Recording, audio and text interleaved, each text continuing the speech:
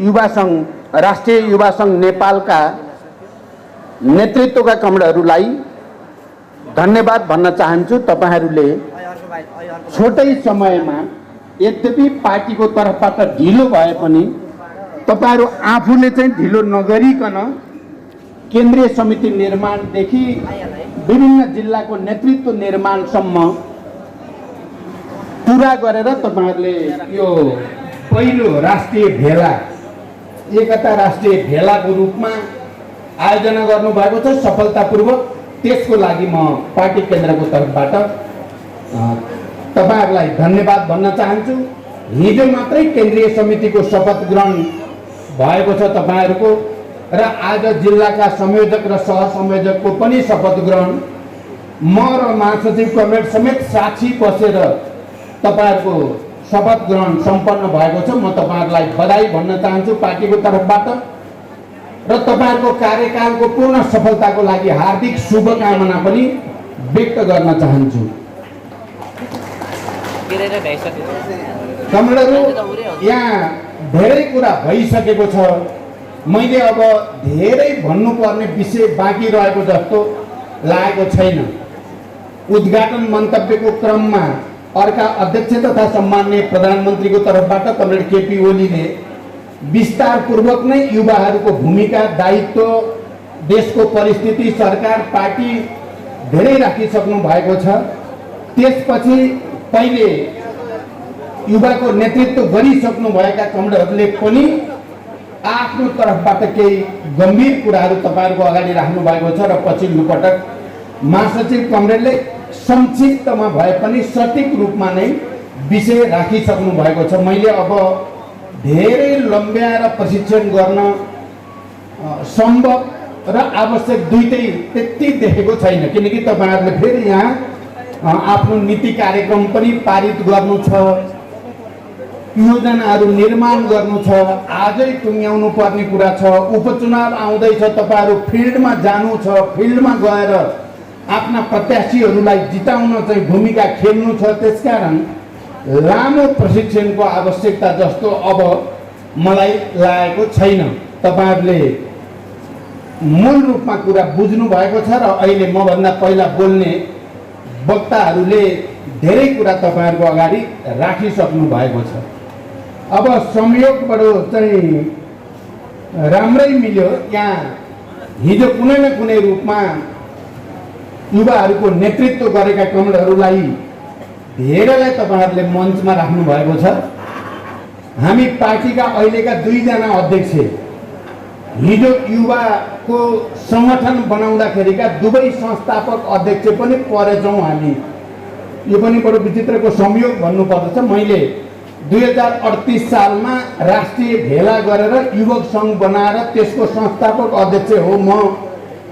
Comrade KP Oli पनि 46 सालको आन्दोलन अगाडि नै युवाहरूको भेला गरेर उहाँ पनि संस्थापक अध्यक्ष हुनुहुँदो रहेछ र अरू यहाँ थुप्रै अध्यक्षको लाइन यहाँ छ र यो अध्यक्षहरूको लाइन मात्रै छैन, अध्यक्षहरू अहिले देशको राजनीतिमा के कस्तो भूमिकामा छन् भन्ने कुरा पनि तपाईहरूले देखिराख्नु भएको छ। त्यसकारण हाम्रो यो उपस्थिति र तपाईहरूको यो उपस्थितिले तपाईहरूको भविष्यलाई राम्रैसँग प्रतिबिम्बित गरेको छ। म हाम्रो आशा र भरोसा तपाईहरूमाथि छ भनेर म विश्वास व्यक्त गर्न चाहन्छु।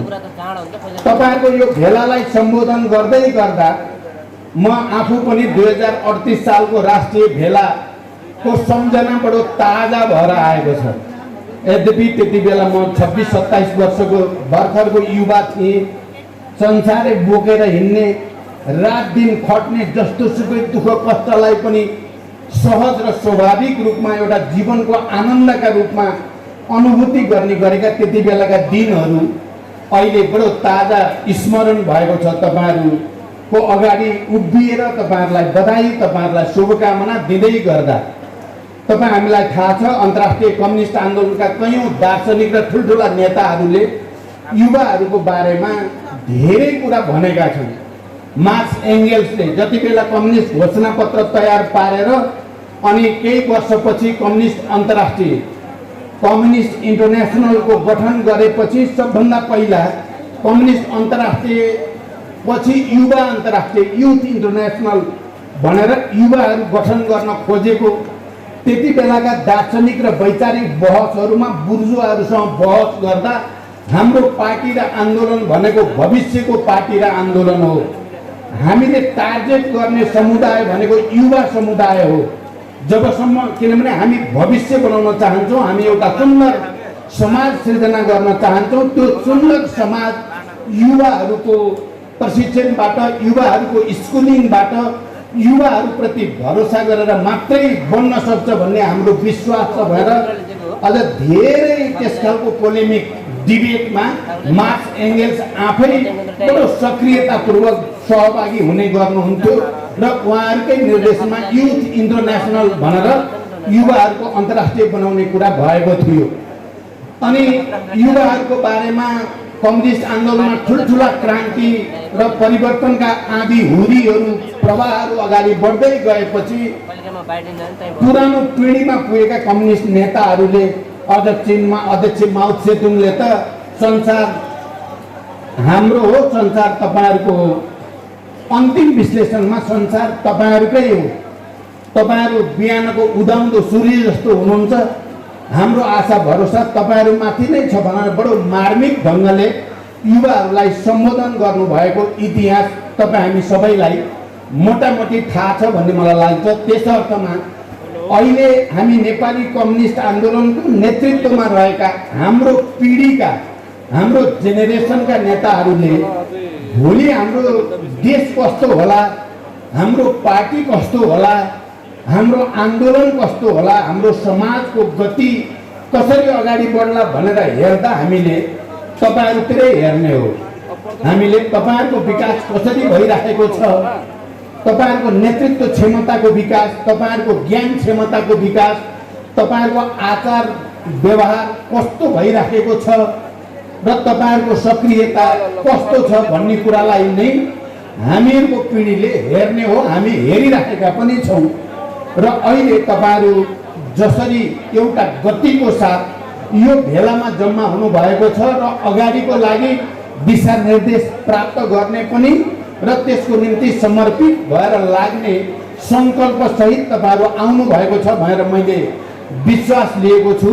र यहाँ अघि पनि हाम्रो महासचिव कमरेडले भन्दै हुनुहुन्थ्यो, अहिले त गइसक्नु भयो, यो नेतृत्व निर्माण गर्दा नि यो राष्ट्रिय युवा सङ्घको नेतृत्व निर्माण गर्दा अलिअलि कमेन्ट रामप्रसाद सापकोटा कमरेडमाथि, अलिअलि कमेन्ट महेश बस्नेत कमरेडमाथि आउँथ्यो र उहाँहरू दुईटालाई माइनस गरेर सङ्गठन बनाउनु पर्छ कि भन्ने सुझावहरू पनि आउने गर्थ्यो। तर हामीले सचिवालयमा छलफल गर्दा मैले र केपीजीले प्रस्तावै राख्दा माइनस गर्ने होइन, बरु माइनस माइनस जोड दियो भने प्लस हुन्छ र चिजले गति लिन्छ भनेर भनेका थियौँ। आज मलाई खुसी र गर्वको महसुस भएको छ। साँच्चै नै उहाँहरू दुईटाले जसरी छलफल बहस गर्दै यो राष्ट्रिय युवा सङ्घमा एउटा नयाँ आत्मविश्वास र गति पैदा गर्ने प्रयास गर्नुभएको छ, यो निकै नै सराहनीय छ। र हामीले सोचेको फर्मुला माइनस माइनस प्लस गर्ने हो, माइनस माइनस माइनस चाहिँ होइन भनेर जे सोचिएको थियो त्यो सही थियो, त्यो वैज्ञानिक थियो भन्ने पुष्टि भएको छ। म आशा गर्छु तपाईँ सबै कमरेडहरूले पनि, किनकि यो एकता सजिलै प्राप्त भएको कुरा होइन। हामीले भनेका छौँ यो लामो सङ्घर्ष, त्याग र बलिदानपछि प्राप्त भएको एकता हो। यो एकता प्राप्त गर्न 2019 सालदेखि हामी 2074सम्म जुन प्रक्रियाबाट गुज्रेर आउनु पर्यो र 75मा आएर मात्रै हामीले एकतालाई मूलभूत रूपमा सम्पन्न गर्ने जो परिस्थिति बन्यो, त्यसको ऐतिहासिक पृष्ठभूमिको लामो चर्चा गर्नुपर्ने हुन्छ, जो आज सम्भव मैले देखेको छैन। तर पनि म कमरेडलाई के भन्न चाहन्छु भने दुईटा मूलभूत कारणले यो पार्टी एकता भएको हो, यो जनसङ्गठनहरूको एकता भएको हो भन्नेतिर म तपाईँहरूको ध्यानाकर्षण होस् भन्ने चाहन्छु र भविष्यमा त्यो बारेमा विस्तारपूर्वक कुरा राख्ने म तपाईँहरूसँग समयको खोजीमा पनि रहने म तपाईहरुलाई विश्वास पनि दिलाउन चाहन्छु। पहिलो कुरा त कम्युनिस्ट पार्टीको एकता भनेको सबभन्दा ठुलो कुरा विचारको एकता, राजनीतिक लाइनको एकता भयो भने मात्रै त्यो एकता दिगो र सम्भव हुने कुरा हो, सम्भव र दिगो हुने कुरा हो। यदि विचारमा आधारभूत रूपले भिन्नता छ, राजनीतिक लाइनमा भिन्नता छ भने चाहेर कसैले चाहँदैमा एकता भइहाल्ने र कसैले चाहँदैमा त्यो दिगो र सुदृढ भएर अगाडि जाने कुरा पनि होइन। पहिलो कुरा म तिमीहरूलाई यो भन्न चाहन्छु, जति बेला हामी एउटा पार्टी शान्तिपूर्ण तरिकाले जनआन्दोलनको माध्यमबाट बहुदलीय प्रतिस्पर्धा सहित चाहिँ सरकारको नेतृत्व गरेर जाने लाइनमा थियो र अर्को पार्टी सशस्त्र सङ्घर्षद्वारा राज्य सत्ता कब्जा गर्ने र अगाडि जाने लाइनमा थियो। तपाईँ हामी कसैले चाहेर पनि त्यो परिस्थितिमा त्यो विचारको भिन्नता र राजनीतिक लाइनको भिन्नताको स्थितिमा पार्टी एकता हुन सक्दैन थियो। बढीभन्दा बढी त्यति बेला हुन सक्ने कुरा भनेको मुख्य दुश्मनका विरुद्ध सहकार्य हुन सक्थ्यो, कार्यगत एकता हुन सक्थ्यो। त्यो भयो पनि हामीले हिजो पञ्चायतको बेलामा, पञ्चायत विरोधी आन्दोलनको बेलामा हामीले कार्यगत एकता गर्ने गर्थ्यौँ, छलफल बहस नेताहरूको बिचमा त्यति बेला पनि हुने गर्थ्यो। हामीले जनयुद्ध सुरु गरेपछि र अर्को पछि जनआन्दोलनमा रहँदा पनि हामीले निरङ्कुशताका विरुद्ध सहकार्य गरेकै हो। त्यो कुरा तपाईहरुलाई सायद मोटामोटी थाहा छ होला भन्ने म ठान्दछु। हामी सहकार्य मात्रै गर्न सक्थ्यौँ, पार्टी एकता गर्न त्यति बेला सम्भव थिएन। अहिले नै पार्टी एकता किन सम्भव भयो भने विस्तृत शान्ति सम्झौता, संविधान सभाको निर्वाचन, संघीय लोकतान्त्रिक गणतन्त्रको घोषणा भइसकेपछि हामी त्यति बेलाका साबिक दुवै पार्टीको लाइन, एकातिर तत्कालीन नेकपा एमालेको लाइन 9 महाधिवेशनबाट अब हामी समाजवादको बाटोतिर जाने हो भन्ने भइसकेपछि, समाजवादी लाइन, समाजवादको लक्ष्य निर्धारण गरिसकेपछि र तत्कालीन नेकपा माओवादीको हेटौडा महाधिवेशन र एकता महाधिवेशनबाट समाजवाद नै अबको हाम्रो रणनीतिक लक्ष्य हो भएर माओवादीले पनि त्यही लक्ष्य निर्धारण गरिसकेपछि र अनि त्यो लक्ष्य प्राप्तिको लागि तत्कालको हाम्रो राजनीतिक कार्यदिशा के हो भन्दा बहुदलीय प्रतिस्पर्धाद्वारा लोकप्रिय मत मार्फत राज्य सत्ताको नेतृत्व गर्दै, समृद्धि र विकासको नेतृत्व गर्दै समाजवादको आधार तयार पार्ने यो राजनीतिक कार्यदिशा हो भन्ने कुरा हेटौडा महाधिवेशनको र 9 महाधिवेशनको पनि एउटै विचार र राजनीतिक दिशा भइसकेपछि मात्रै यो एकताको वैचारिक राजनीतिक आधार तयार भएको हो भन्ने कुरा सबै उनीहरूले गम्भीर रूपले ध्यान दिन, आत्मसात गर्न, अध्ययन गर्न र त्यसलाई बुझ्न जरुरी छ।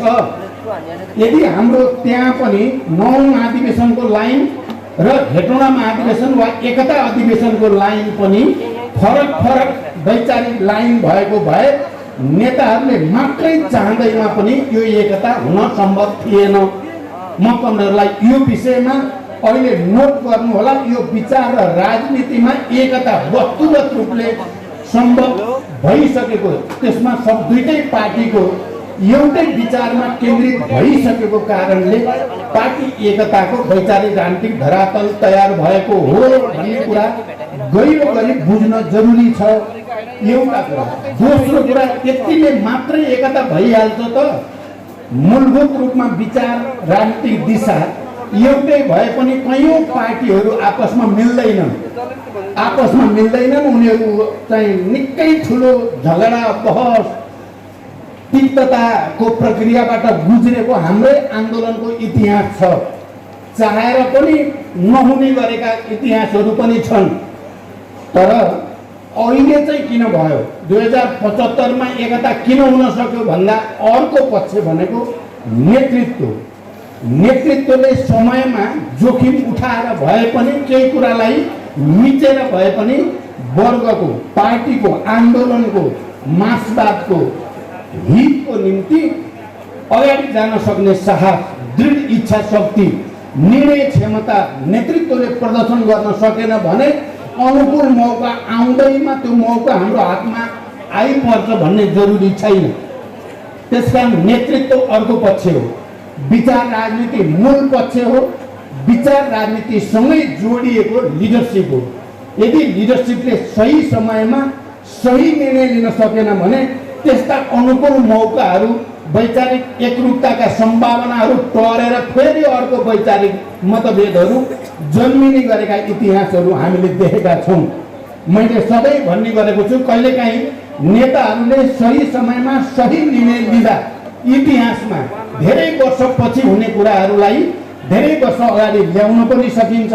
नेताहरूले सही समयमा सही निर्णय लिन सकेनन् भने धेरै अगाडि हुने काम पनि धेरै वर्ष पछाडि जाने पनि गर्छ। यो कुरालाई लेनिनले अलिक धेरै नै दार्शनिक ढङ्गले व्याख्या पनि गर्नुभएको छ। लिडरसिपको भूमिका के हुन्छ भन्ने कुरामा लिडरसिपले कति बेला कसरी निर्णय लिन्छ भन्ने कुरा, फेरि लिडरसिप अन्ततः आम कार्यकर्ता र जनताले निर्माण गर्ने कुरा हो। अन्ततः जनताले निर्माण गर्ने कुरा हो। जनताले त्यस्ता नेताहरू पैदा गर्ने, कार्यकर्ताहरूले त्यस्ता नेताहरूको टिम पैदा गर्ने र त्यो टिमबाट पनि विशिष्ट रूपले जुन नेता सबभन्दा अग्रपङ्क्तिमा रहेको हुन्छ त्यो अग्रपङ्क्तिमा रहेको नेताले इतिहासलाई हेरेर, परिस्थितिलाई हेरेर, राष्ट्रिय हेरेर, अन्तर्राष्ट्रिय हेरेर निर्णय लिँदाखेरि चाहिँ मात्रै ठुल्ठुला परिघटनाहरू अगाडि आउँछन्। इतिहासमा त्यसरी नै आउने गरेका छन्। चाहे मार्क्स एङ्गल्सको कुरा भनौँ, चाहे लेनिनहरूको कुरा भनौँ, या अन्तर्राष्ट्रिय कम्युनिस्ट आन्दोलन र राजनीतिका ठुल्ठुला परिवर्तन आँधी हुरी तुफानहरूको कुरा गर्ने हो भने त्यहाँ विचारको साथसाथै नेतृत्व पनि जोडिएर आएको हुन्छ। र हाम्रो यो पार्टी एकता पनि मैले अहिले भर्खरै भनेको वैचारिक एकरूपताको आधार धरातल तयार भएपछि एक दुई नेतृत्वले पनि अब राष्ट्रको अगाडि दुईटा कम्युनिस्ट धाराहरूलाई एकताबद्ध गर्नुको विकल्प छैन। यदि यो नेपाल राष्ट्रको राष्ट्रिय एकतालाई सुदृढ गर्ने हो भने, यो देशमा राजनीतिक स्थायित्वको वातावरण बनाउने हो भने, यो देशमा कम्युनिस्ट आन्दोलनको भविष्यलाई सुनिश्चित गर्ने एउटा बलियो सरकार केन्द्रमा कम्युनिस्टहरूको नेतृत्वमा बनाउने हो भने पार्टी एकताको या हामीले आपसी गठबन्धन गर्नुको अर्को कुनै विकल्प छैन भनेर त्यही समयमा मैले त तपाईँहरूले थाहा पाउनुभयो होला, मैले भन्दा त मैले कतिसम्म भनेको थिएँ भने हामीले आश्विन 17 गते 75 को आश्विन 74 को आश्विन 17 गते हामीले राष्ट्रिय सभागृहबाट जो घोषणा गर्यौं, हामी अब एउटै घोषणा पत्र बनाउँछौँ, हामी अब साझा उम्मेदवार बनाउँछौँ र हामी अहिले चुनाव त्यसरी लड्छौँ र चुनावको लगत्तै पछि एउटै पार्टी बनाउँछौँ भनेर जो सार्वजनिक घोषणा गरेका थियौँ, मैले के भन्ने गरेको थिएँ तपाईहरु पनि विचार गर्नु होला। 7 दिन अगाडि त्यो काम गरेको भए पनि सफल हुन धेरै गाह्रो थियो। अनेक खालका षड्यन्त्र खेल हुने र चुनावै नहुने खतरा थियो। 7 दिन अगाडि मात्रै हामीले अब एक हुन्छौँ भनेर घोषणा गरेको भए, 7 दिन ढिलो गरेको भए पनि पार्टी एकता नहुने, चुनावी गठबन्धन नहुने खतरा थियो। त्यसकारण नेतृत्वको निर्णय क्षमता केलाई भनिन्छ त? ठोस परिस्थितिको ठोस विश्लेषण गरेर उचित समयमा उचित निर्णय लिने। त्यस्तो भयो भने मात्रै इतिहासमा ठुल्ठुला असाधारण परिघटनाहरू अगाडि आउँछन्। यदि त्यसो गर्न सक्ने नेतृत्व तयार भएको छैन भने जनता तयार छैन भन्ने अर्थ लाग्छ र अन्ततः हामी घिसिपिटेर सुधारको तरिकाले उही एउटा चक्रव्यूहमा, एउटा भूमरीमा घुमिराख्ने, रिङिराख्ने स्थितिहरू बन्ने गर्छ र अन्ततः दुःख पाउने जनताले र राष्ट्रले दुःख पाउने स्थिति बन्छ। म तपाईँहरूको ध्यान, तपाईँ सबै युवा कमरेडहरूको ध्यान यस्ता विषयहरूमा पनि जाओस्।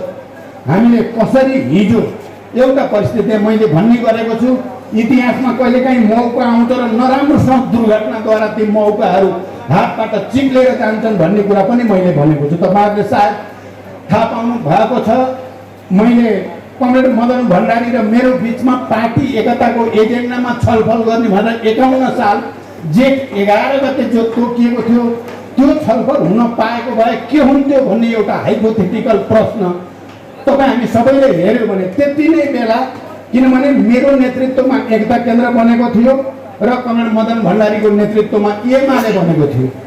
एमाले भन्दा पनि त्यो भित्र थुप्रै समूहहरू र खास गरी मार्क्सवादी र मालेको एकताबाट एमाले बनेको थियो भने चौथो महाधिवेशन मसाल मोटो पातलो दुनियाँ थिए सर्वहारावादी श्रमिक संगठन मिलेर मेरो नेतृत्वमा एकता केन्द्र बनेको थियो। अनि एकता केन्द्र र एमालेको बिचमा पनि छलफल गर्नुपर्छ भनेर कमरेड मदन भण्डारी र म समेतले जे छलफलको आयोजना गरिएको थियो त्यति नै बेला त्यो छलफल भएको भए के हुन्थ्यो होला नेपालको कम्युनिस्ट आन्दोलन। अब यो हाइपो त अहिले त हामीले यही हुन्थ्यो भन्न सक्ने त छैन हामीसँग आधार। तर मलाई चाहिँ के लाग्छ भने एउटा डाइनामिक र क्रिएटिभ नेताको हैसियतले कमरेड मदन भण्डारी आवश्यक पर्दा धेरै नै लचिलो हुन पनि सक्नुहुन्थ्यो।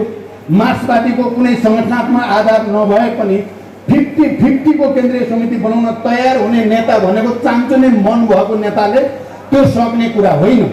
यदि म पनि भर्खरको त्यति बेलाको तेज तगरार युवा भित्रै पर्थेँ, पार्टीको महासचिव थिएँ म पनि केही चिज नयाँ यो देशमा छिटै अब गर्नै पर्छ भन्ने भावनाद्वारा विचारद्वारा प्रेरित भएको हुँदा हामी दुईजना बसेर त्यो एजेन्डामा प्रवेश गर्न पाएको भए मलाई अहिले पनि लाग्छ हामी अर्कै ढङ्गले नेपालको कम्युनिस्ट आन्दोलन जान्थ्यो होला।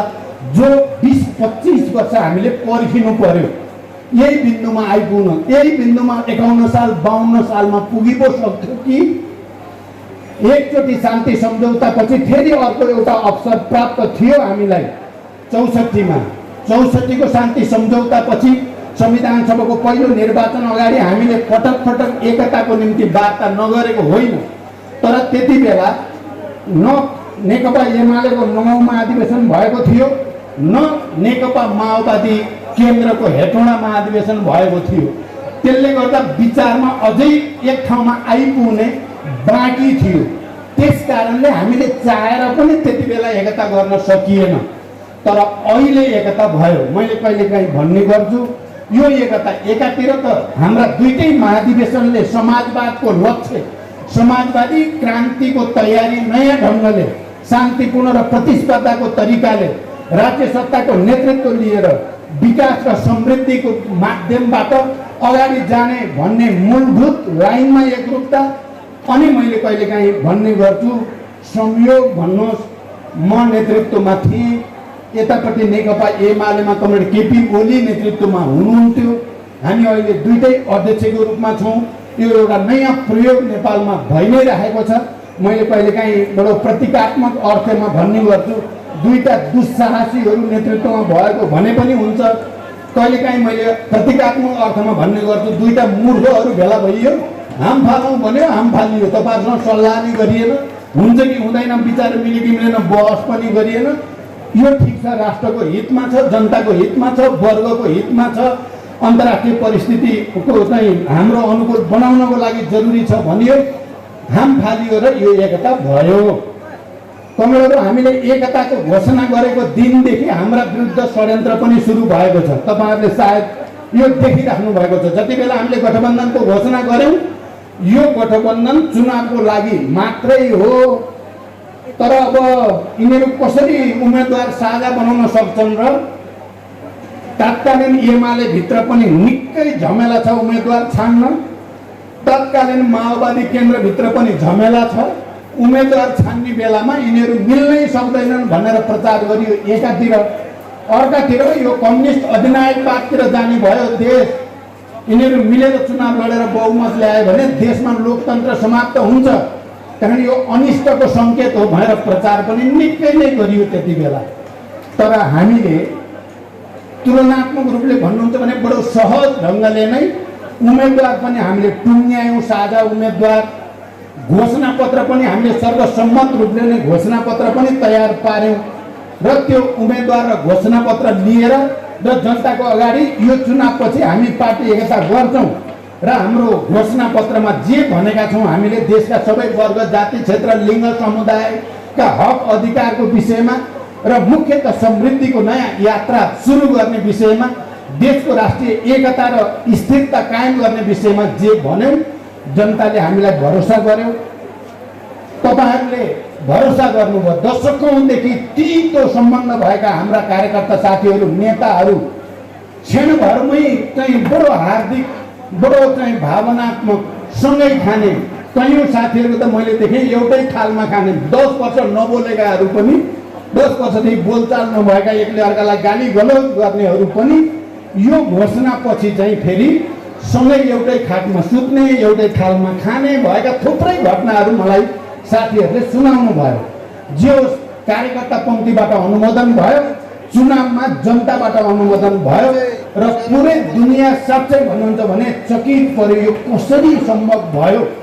यी दुईटा बिल्कुल विपरीत धारामा अगाडि बढेका दुईटा कम्युनिस्ट पार्टीहरू र हिजो चाहिँ लड्नु पर्दा ज्यान छोडेर लड्ने दुईटा नेताहरू चाहिँ अहिले आएर फेरि एउटै हुने कसरी भयो, यो ठुलो अध्ययनको विषय भयो। तपाईँहरूले कतिको बुझ्नु भएको छ, थाहा पाउनु भएको छ, मलाई थाहा छैन।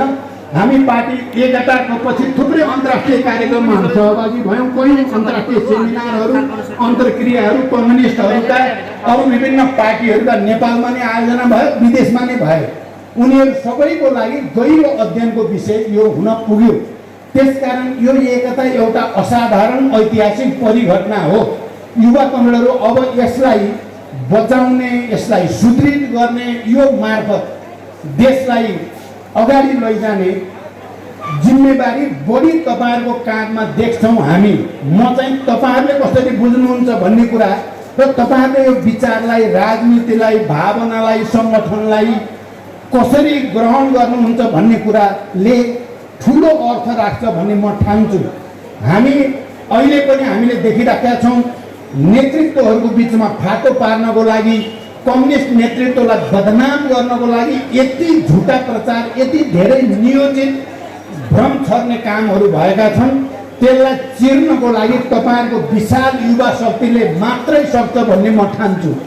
त्यसकारण यसलाई चिरिएन भने यो बुर्जुवाहरूले, रियाक्सनरीहरूले देशभित्र बाहिर निकै ठुलो योजनाको साथ कम्युनिस्ट आन्दोलनका विरुद्ध, कम्युनिस्ट पार्टीका विरुद्ध, पार्टीका नेताहरूका विरुद्ध सुरु गरेको षड्यन्त्रको रूपमा यो छ। त्यसकारण म तपाईँहरूसँग के भन्न चाहन्छु भने तपाईँहरूले यो विषयको गहिराईलाई, यसको आयतनलाई, यसको तरङ्गलाई, जो विश्वभरि छ यसको तरङ्ग, नेपालमा मात्रै छैन, विश्वभरिका मानिसहरूले यो कुरालाई हेरिरहेको स्थिति छ र तपाईँहरूले यसलाई सफल पार्नको लागि आफ्नो ठाउँबाट लगातार मेहनत गर्नुपर्ने आवश्यकता छ। मैले एउटा कुरा अर्को पनि तपाईँहरूको मन मस्तिष्कमा रहोस् भन्ने चाहन्छु। यो अहिले 74मै हामी गठबन्धन गर्ने, गठबन्धन नगरेको भए हामी कसैको पनि बहुमत चाहिँ आउँदैन थियो, यो चाहिँ ग्यारेन्टी छ। हामीले आउँथ्यो भन्ठान्यो भने त्यो झुटो कुरा हुन्छ, आउँदैन थियो। त्यसपछि देशमा फेरि पनि अराजकताकै स्थिति हुन्थ्यो, फेरि बुर्जुवाहरूले अनेक षड्यन्त्र हाम्रा विरुद्ध गर्ने स्थिति हुन्थ्यो। यसो हुनुमा मैले दुईटा कुरा त भने, नेतृत्वको कुरा र विचारको कुरा। विचारको कुरा, नेतृत्वको कुरा र पुरै सङ्गठनको कुरामा एउटा कुरामा मैले देशभरिको साथीहरूको ध्यान आकर्षित गर्ने पनि गरेको छु। हाम्रा भित्र अलिअलि अहङ्कारका दारा नङ्ग्राहरू भएका मान्छे हौँ हामी, तपाईँहरू पनि हो। तपाईँहरू पनि अलिअलि दारा नङ्ग्रा थिए, हामी नेताहरू पनि थिए, सिङजुरा नभएका होइनन्। मैले यो कुरालाई कसरी भन्ने गरेको छु भने 64मा शान्ति सम्झौता भएर पहिलो संविधान सभाको चुनाव गर्दा हामी त भर्खरै सशस्त्र सङ्घर्षबाट आएको जनयुद्धबाट चुनावमा कति भोट आउँछ भन्ने कुरा आकलन गर्न हामीलाई गाह्रो थियो। बन्दुकले कहाँ आक्रमण गर्ने, कसरी दुश्मनलाई परास्त गर्ने भन्ने बारे मोटामोटी जानकारी भयो, तर चुनाव कसरी जित्ने भन्ने कुराको त अनुभव हामीलाई एकदम कम थियो। यद्यपि हामी 48 सालमा चुनाव नलडेको चाहिँ होइन, तर अब जनयुद्धपछि हाम्रो जनमत कति भएको छ भन्ने कुराको आकलन गर्न हामीलाई कठिन भइराखेको थियो। त्यसकारण मैले कमरेडहरूसँग प्रस्ताव लिएर गएको थिएँ त्यति बेला नेतृत्वको कमरेडहरूसँग 50-50 गरौँ, 50 नेकपा एमालेको उम्मेदवार उठाउँ, 50 तत्कालीन नेकपा माओवादीको उम्मेदवार उठाउँ भनेर मैले प्रस्ताव लिएर गएँ। तर एमालेको साथीहरूको सिङ जुराले चर्कै थियो त्यति बेला। माओवादी बन्दुक देखाएर तर्साएर न अलिअलि देखिया हो, यसको केही छैन भन्ने थियो क्या साँच्चै। कतिपय साथीहरू त 10 सिट पनि आउँदैन देशभरि भन्दै नै म चाहिँ डराउने फेरि साँच्चै त्यस्तै पो छ कि हामीलाई आउँदै नआउने पो हो कि भने जस्तो लाग्ने हुन्थ्यो। अनि म चाहिँ लास्ट साथीहरूसँग सल्लाह गरेर ल त्यसो भने माओवादीलाई 45 दिनुहोस्, एमाले 55 लिनुहोस्, एकता चाहिँ गरेर जाउँ, गठबन्धन चाहिँ गरेर जाउँ भन्न गएँ। सम्भव छैन भन्नुभयो साथीहरू। यही हुनुहुन्छ अहिले साथीहरू, हामी कुरा गरिरहेको छौँ त। त्यही बेलामा हामीलाई 45 दिएर एमाले 55 दिएको भए 2/3 होइन 2/3 भन्दा बढी त्यही बेला आउँथ्यो। यो चाहिँ ग्यारेन्टी रहेछ। अब पछिको रिजल्टले त देखायो नि त। तर साथीहरूले 30 सिट भन्दा दिन सकिँदैन भन्नुभयो। विचार गर्नुहोस् है, कति अहङ्कार र त साथीहरू। 30 सिट मात्रै दिने भन्ने, लौ त अब जे पऱ्यो नि लड्ने भनेको त आउँदा त माओवादीको त 123 बहुमत, 240 मा 123 माओवादीको, अब एमालेको 33 भनेपछि अब दारा नौरा त्यति बेला एमालेको त रहेन नि, अब त हुँदो रहेन त यो त भन्ने भयो। अनि भयो के त अब माओवादीले अब अहङ्कार, माओवादी त्यो रोग पहिला एमालेमा थियो, अब माओवादी यहाँ सर्यो। माओवादीमा यति धेरै अहङ्कार पैदा भयो कि अब त्यसपछि सबै संसारै हामीले जितिन्छ भने जस्तो राष्ट्रपति पनि आफै, प्रधानमन्त्री पनि आफै, सभामुख पनि आफै लिन्छन् भन्दा राष्ट्रपति गुम्यो। विचार गर्नु होला है। अनि एक थरी साथीहरूलाई के लाग्यो भने यो प्रचण्डले कहाँ कहाँ ल्याएर फसाइदियो, राज्य सबै कब्जा गरिसकिन्थ्यो अहिलेसम्म, यस्तो चुनावी राजनीतिमा ल्याएर दक्षिणपन्थी बाटोमा लैदियो भनेर हामी छिटै क्रान्ति गर्छौँ भने हिँड्नु।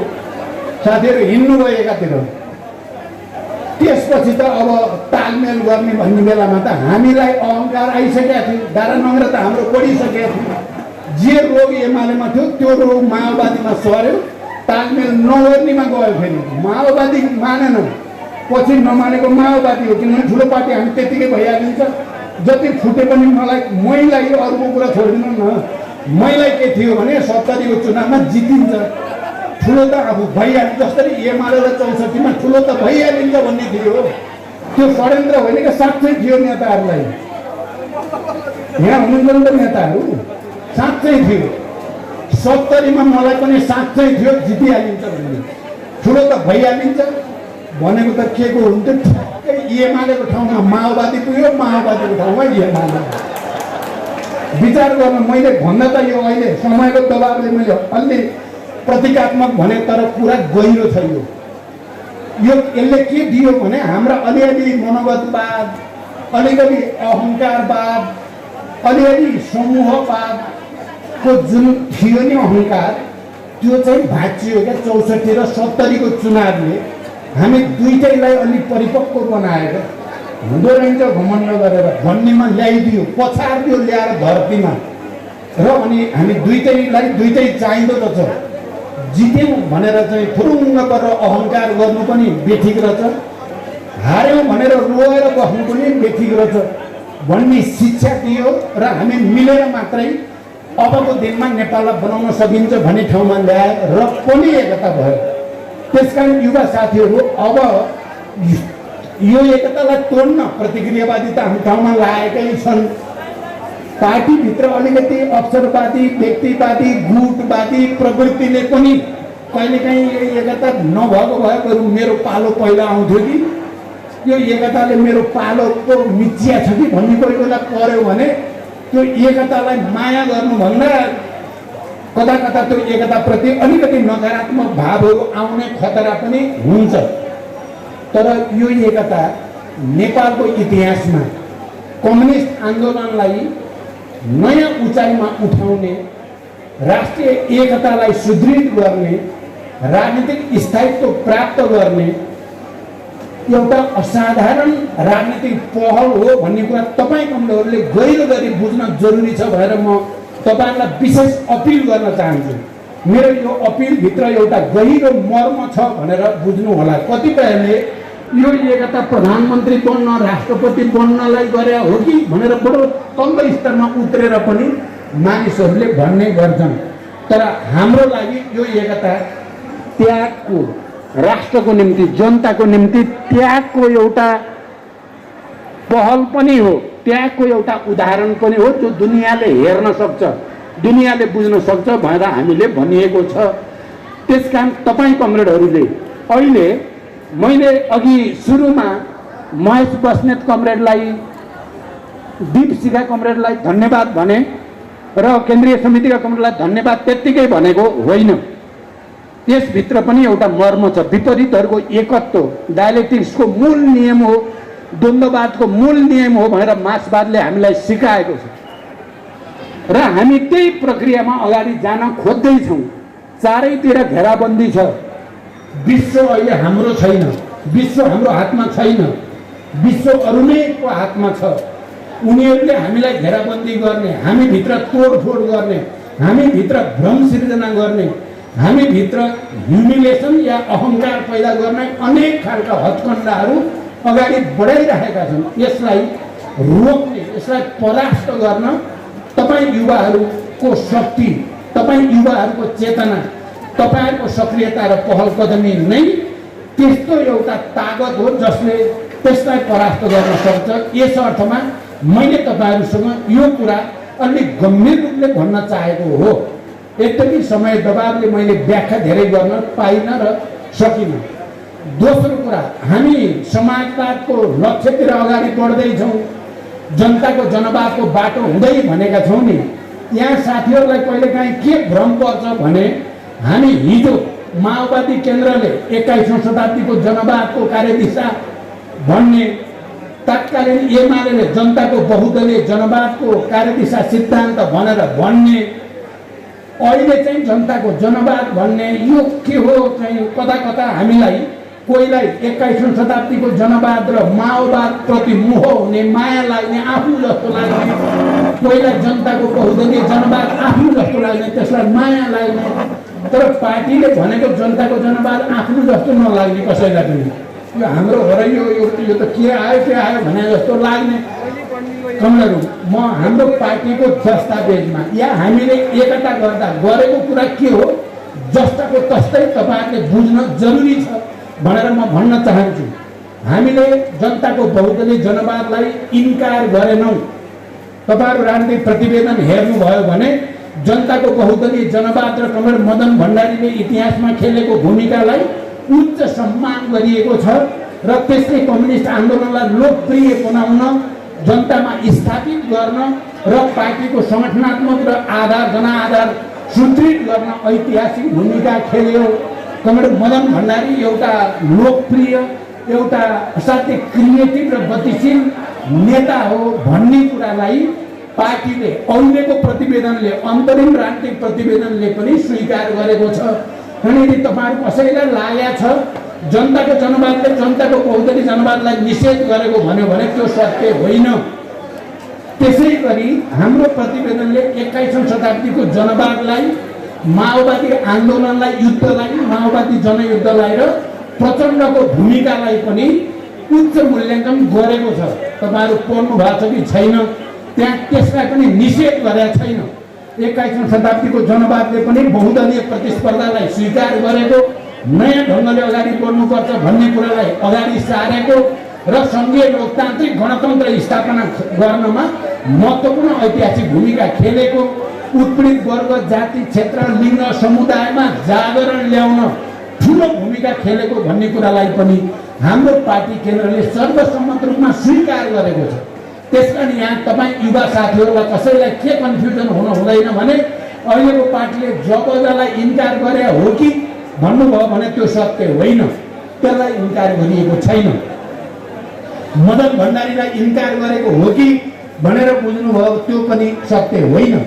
त्यसै गरी अहिलेको हाम्रो पार्टी एकता र दस्तावेजले 21औं शताब्दीको जनवादलाई इन्कार गरेको हो कि भन्यो भने त्यो पनि सत्य होइन।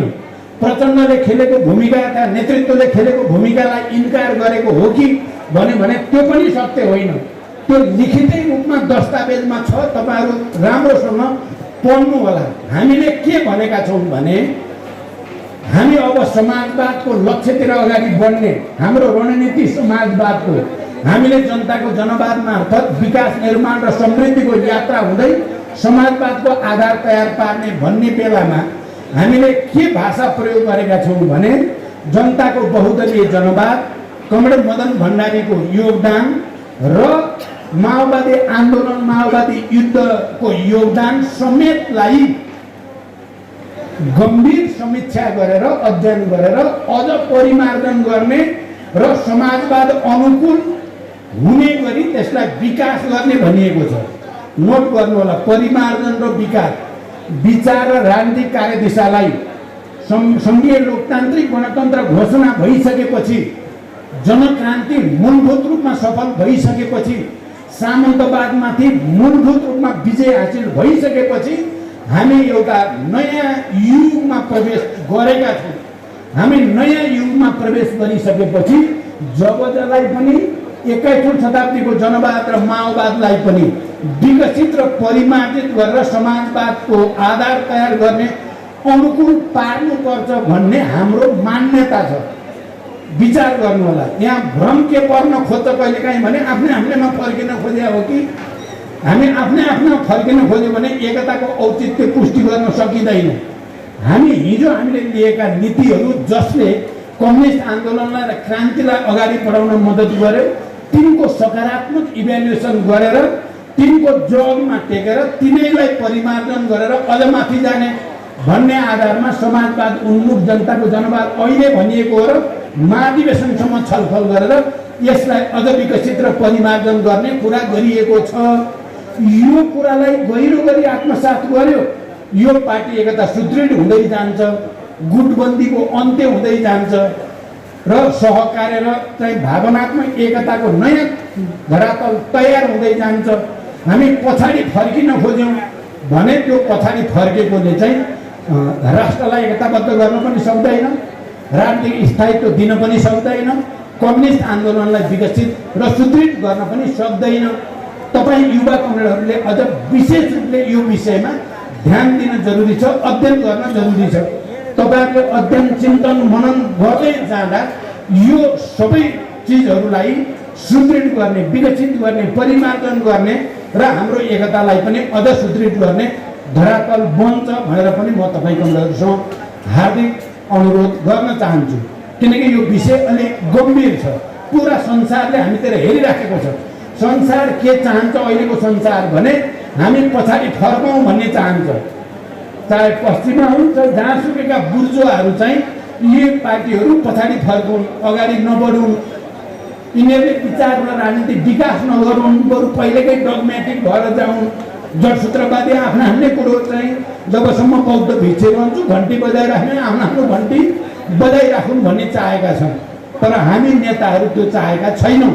हामी विकसित हुन चाहेका छौँ, परिमार्जित हुन चाहेका छौँ, इतिहासको राष्ट्रिय र अन्तर्राष्ट्रिय परिस्थितिको आवश्यकतालाई सम्बोधन गर्न चाहेका छौँ। मैले यो कुरालाई यति नै भनेर आज बिच मारे अर्को कुनै सन्दर्भमा तपाईँहरूसँग यो विषयमा मैले बहस गर्न चाहन्छु।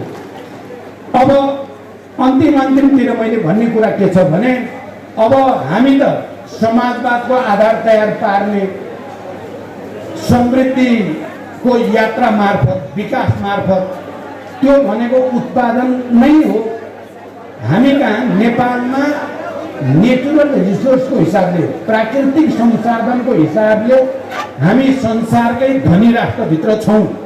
चाहे पानी भनौँ, चाहे हिमाल भनौँ, चाहे वन जङ्गल भनौँ, चाहे जडीबुटी भनौँ, चाहे अन्नबाली भनौँ, पशुपालन भनौँ, फलफुल खेती भनौँ, हरेक दृष्टिकोणले हाम्रो नेचुरल रिसोर्सको हिसाबले खनिजहरूको कुरा गरौँ अपार भएकै देखिन्छ। संसारको सबभन्दा धनीभित्र हुनुपर्ने प्राकृतिक संसाधन स्रोतहरू हामीसँग छ। अर्को चाहिने भनेको ह्युमन रिसोर्स, मानवीय स्रोत साधन। त्यो हिसाबले नेपालीहरू पढाइमा पनि, दुःख कष्ट गर्नेमा पनि, मेहनत गर्नेमा पनि, सक्रियतामा संसारका कुनै अरू जाति समुदाय भन्दा पछि छैन। त्यहाँ ह्युमन रिसोर्सको हिसाबले पनि हामी अगाडि छौँ, नेचुरल रिसोर्सको हिसाबले पनि हामी अगाडि छौँ। हामीले इन्फ्रास्ट्रक्चर भन्छ नि, पूर्वाधार निर्माणमा अब हामी जानुपर्ने कता भएको छ। बाटो बनाउने भनेका छौँ हामी, 4 लेन 2 लेन 6 लेनका कुरा गरेका छौँ। अब हाम्रो युग चाहिँ कता जाँदैछ भने हामीले त्यस्ता घुमाएर यता घुमाउने र उता घुमाउनेका 4 लेन र 6 लेन होइन। अब सिधै पहाड छेड्दै अगाडि बढ्ने बाटोहरू त्यस्ता चाहिएका छन्। अब हामी टनेलको युगमा कुरा बोल्नु यो टनेल जतासुकै टनेलबाट अब अहिले चाहिँ 200 किलोमिटर भएकोलाई चाहिँ 100मा झारिदिने, 100 भएकालाई 25 किलोमिटरमा झार्न सकिने स्थिति छ। हामी त्यो युगतिर जाँदैछौँ। रेलवे पनि अब पुरानो चाहिँ त्यो छाकछाके रेल होइन, अब पुरा चाहिँ तपाईँको चाहिँ फास्ट स्पिडको चाहिँ एकदम चाहिँ त्यो स्पिडको ट्रेनहरूको जमाना आइसक्यो। हामी त्यता जानु छ। टुरिज्म डेभलपमेन्टको निम्ति हामीले इन्फ्रास्ट्रक्चरलाई नयाँ ठाउँमा पुर्याउनु छ। हामीसँग असाध्य बहुमूल्य खनिज भएको प्रमाणित भइसकेको छ देशमा। त्यो खनिज मात्रै उत्खनन गर्न सक्दा हाम्रो कैयौँ पुस्तालाई पुग्ने खरबौँको सम्पत्ति हामीसँग छ। हाम्रो ध्यान त्यतापट्टि जानुपर्ने छ। तर जतिसुकै लामो यात्रा पनि आखिर हिँड्न त पहिलो कदमबाटै सुरु गर्नुपर्छ भने जस्तै हामी हिँड्न त अहिले हामी जहाँ छौँ त्यहीबाट हिँड्न थाल्न पर्यो। सपना हामीले ठुल्ठुला देखे पनि विपन्नमा हिँड्ने बेला त हामी जहाँ छौँ त्यहीबाट हिँड्नुपर्ने हुन्छ। त्यसकारण उत्पादन वृद्धिमा श्रमलाई सम्मान गर्ने कुरामा चाहिँ हामी केन्द्रित हुने कुरा बडो महत्त्वपूर्ण छ। कमरेडहरू, अहिले भर्खरै प्रधानमन्त्रीजीले उत्पादनको बारेमा, विकास निर्माणको समृद्धिको यात्रा बारेमा धेरै कुरा उहाँले राख्नु भएको छ। म तपाईँहरूलाई के स्मरण गराउन चाहन्छु भने जब अब शान्तिपूर्ण ढङ्गले बहुदलीय तरिका प्रतिस्पर्धाको बाटोबाट नै नेतृत्व गर्ने भन्ने ठाउँमा पुगेपछि मेरो पहिलो प्रस्ताव उत्पादन ब्रिगेड भन्ने थियो। सायद तपाईँहरूले सुन्नु भएको छ।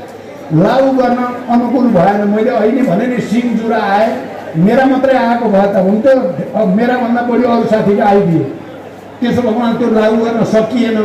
तर अहिले अब यो पार्टी एकता भएको, केन्द्रमा 2/3 सरकार, प्रदेशमा सरकार, स्थानीय सरकार भएको र तपाईँ युवाहरू अब केन्द्रित भएर एउटा अभियानतिर जान खोजेको बेलामा अब चाहिँ यो उत्पादन ब्रिगेडवाला अवधारणा रियलमा, यथार्थमा चाहिँ आउने भयो भन्ने मलाई लागेको छ र म असाध्यै खुसी छु।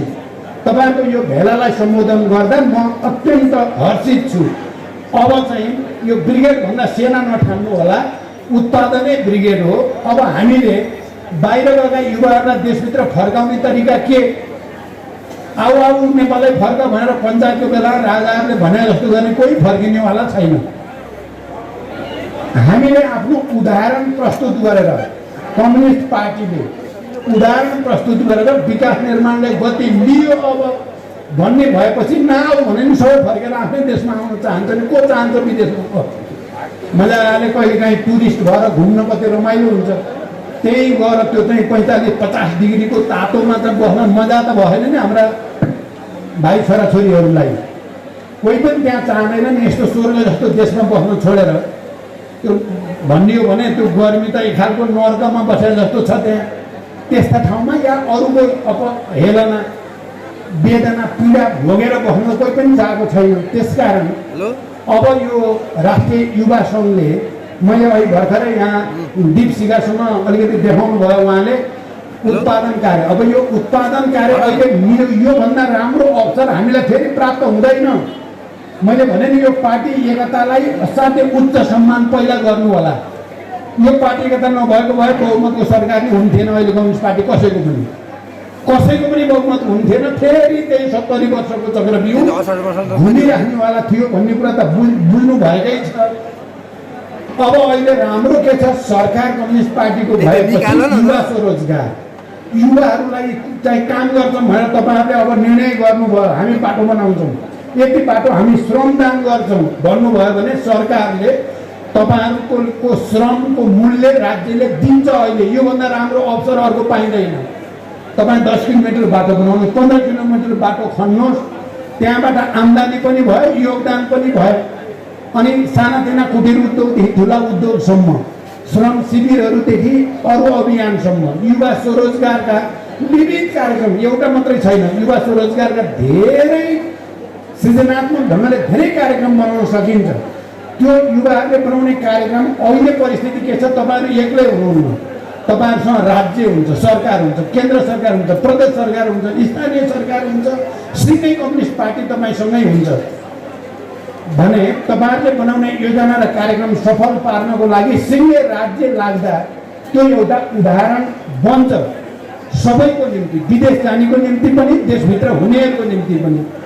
अघि यहाँ आए नि प्रधानमन्त्रीजीले बडो सठिक ढङ्गले नै भन्नुभयो, कहीँ नराम्रो भयो भने त्यहाँ राष्ट्रिय युवा सङ्घमा जानुपर्छ, नराम्रा भएका केटाकेटीलाई सच्याउन पर्यो भने गार्जियनले युवा सङ्घमा जाऊ अथवा युवा सङ्घमा निवेदन लिएर आउने बनाऊ। युवा सङ्घमा निवेदन लिएर आएपछि न्याय पाइन्छ। व्यक्ति विकृतिहरूलाई कन्ट्रोल गर्ने संस्था हो भनेर यसलाई साबित गर्नु छ। विकास निर्माण र समृद्धिको एउटा विशाल फौजको रूपमा युवा सङ्घ हो भन्ने कुरा हामीले साबित गर्नु छ। यो अवसर हो, यो अवसर तपाईँहरूले सदुपयोग गऱ्यौँ भने हामीले यो खालि नेपालको कम्युनिस्ट आन्दोलन र समाजवादको यात्रालाई सफल गरेका मात्रै हुँदैन। हामीले अन्तर्राष्ट्रिय कम्युनिस्ट आन्दोलनमा एउटा ठुलो वैचारिक योगदान, किनकि ठुलो क्राइसिस छ अन्तर्राष्ट्रिय कम्युनिस्ट आन्दोलनमा। त्यो क्राइसिसको समाधान यो हो भएर नेपालबाट समाधानको एउटा दिशा दिन सकिन्छ। त्यसकारण उत्पादन कार्यसँग, श्रम कार्यसँग राज्यलाई जोड्ने, पार्टीलाई जोड्ने त्यसको पहल कदमी मुख्य रूपमा राष्ट्रिय युवा सङ्घले लिने वातावरण अहिले जति सुन्दर, अहिले जति राम्रो वातावरण अरू बेला हुन सक्दैन। त्यसकारण मेरो अर्को जोड के छ भने तपाईँहरू यसको निम्ति अगाडि आउनुहोस्। म आफै पार्टी अध्यक्षको हैसियतले तपाईँहरूको यो अभियानलाई सफल पार्नको लागि तपाईँहरूको काँधमा काँध मिलाएर अगाडि जान म तयार छु। यो कुरा पनि म तपाईँहरूको अगाडि प्रश्न राख्न चाहन्छु। यो कुरा खालि विकास गर्ने कुरा मात्रै छैन, यो विचारको रक्षा गर्ने कुरा पनि छ, विचारको विकास गर्ने कुरा पनि छ, समाजवाद निर्माण गर्ने कुरा छ, नेपाल बनाउने कुरा मात्रै छैन, विश्व बनाउने कुरा पनि छ। म यो कुरा पनि तपाईँहरूसँग राख्न चाहन्छु।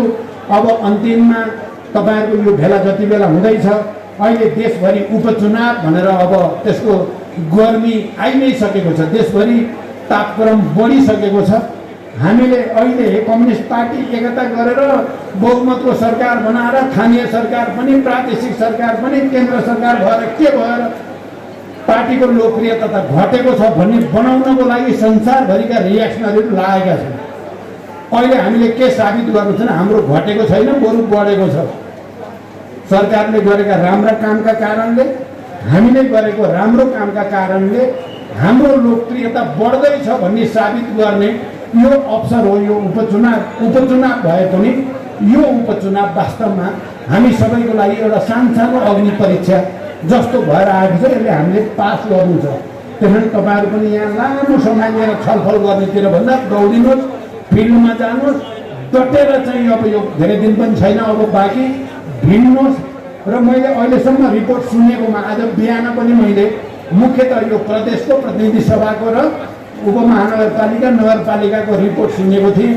हामीले अरूले जितेका ठाउँ छन्, साथीहरूको रिपोर्ट आज बिहानसम्म के छ भने राजपाले जितेको या फोरमले जितेको या काङ्ग्रेसले जितेको मध्ये 80% हामी जित्दैछौँ। अहिले 80% हामी जित्दैछौँ भन्ने साथीहरूको रिपोर्ट छ। त्यसलाई घट्न नदिउँ। त्यति हामीले उनीहरूले जितेको हामीले प्राप्त गऱ्यौँ भने अब हाम्रा विरुद्धका सबै आरोपहरू खारेज हुन्छन् र कम्युनिस्ट पार्टी अगाडि बढ्दैछ भन्ने कुरा साबित हुन्छ। र अनि आउने ठुलो चुनाव, अब त 3 वर्षभित्र आइहाल्छ फेरि चुनाव, अर्को आउने चुनावको लागि पनि यसले एउटा शक्तिशाली सन्देश दिन्छ। त्यो सन्देश दिनको लागि पनि तपाईँहरू ढिलो नगरिकन फिल्डमा जानुहोस्, अगाडि बढ्नुहोस्। पार्टी तपाईँहरूको साथमा छ, नेतृत्व तपाईँहरूको साथमा छ भन्दै म बिदा हुन्छु। धन्यवाद। अभिवादन।